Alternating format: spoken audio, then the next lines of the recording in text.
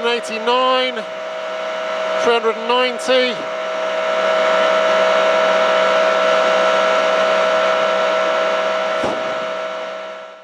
Today, McLaren is known for high-speed and high-performance supercars like the P1, 720S, and most recently, the Speedtail.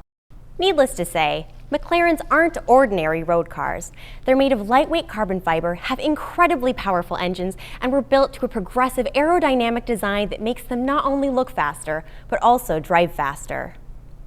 McLarens are made according to a meticulous process at the company's workshop in Woking, Surrey, just outside of London, England. Only about 5,000 of these speed machines leave the factory each year, which is less than a major manufacturer like Volkswagen produces in 2 days. Since they are so rare and the demand for them is so high, McLarens have come to embody the very definition of exclusivity. And while their styling may not be appreciated by everyone, their extreme performance and precise handling most certainly are.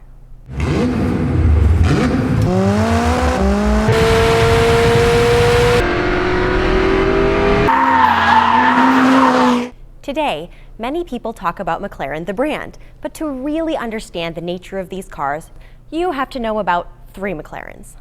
McLaren the racing driver, McLaren the racing team, and McLaren the road car builder. Though normally associated with Britain, McLaren's roots actually reach back to New Zealand, a fact that the company hinted to with its signature Kiwi badge. The kiwi is the national bird of New Zealand, and its shape is ingrained into most of the modern McLarens. This is because Bruce McLaren, the founder of the company, was born in Auckland, New Zealand in 1937 and based his first racing enterprise out of the Southern Island.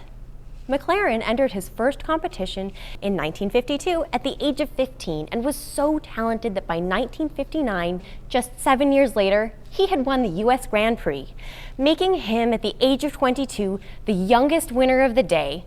To put it in perspective, that's the same age that Lewis Hamilton won his first F1 Grand Prix. Lewis Hamilton wins! But more than a racing driver, he was also a gifted automotive engineer thanks to the work he did at the service station that his parents owned.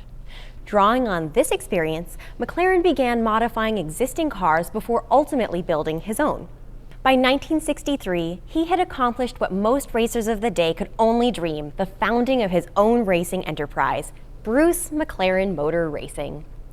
One of the first racing cars that McLaren prepared for its owner was the Xeric Special, which was campaigned during the late 1950s and early 1960s. Seeking greater design freedom, McLaren bought the car in 1964, then fitted it with a new frame and engine that actually worked in sync. Because the frame was not only stronger than the original, it had oil and water tubes flowing through it to cool the engine. And changes to the car did not stop with the mechanicals. McLaren also changed its name to the Cooper Oldsmobile, a reference to its newly installed Traco Oldsmobile 3.5-liter V8 that both Bruce McLaren and Roger Penske drove to numerous victories. Did we mention that during this time, Bruce was still driving and helping Ford prototype the GT40 in 1964 and happened to also win overall at Le Mans in 1966, making history for Ford and setting the tone for the iconic race for the next 3 years. Anyways, getting back to Xeric, which was also known by another name, one that was inspired by the colorful livery it was given that enabled it to stand out on the track. So, the story goes that the builders didn't have any paint, so they went to the local hardware store before the race to purchase cans of what happened to be available at the time.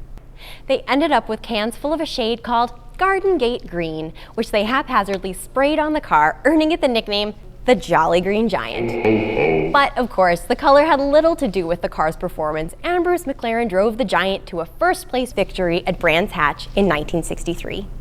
The Cooper Oldsmobile proved pivotal to McLaren's success because of its aerodynamic profile and mid-engine V8 configuration, and it ultimately became the basis for the M1A, the first racing car to be called by the name McLaren. The M1A was the first in a long line of alphanumerically designated cars that later included the M6A, the M16E, and the M8E/F, like the one behind me now.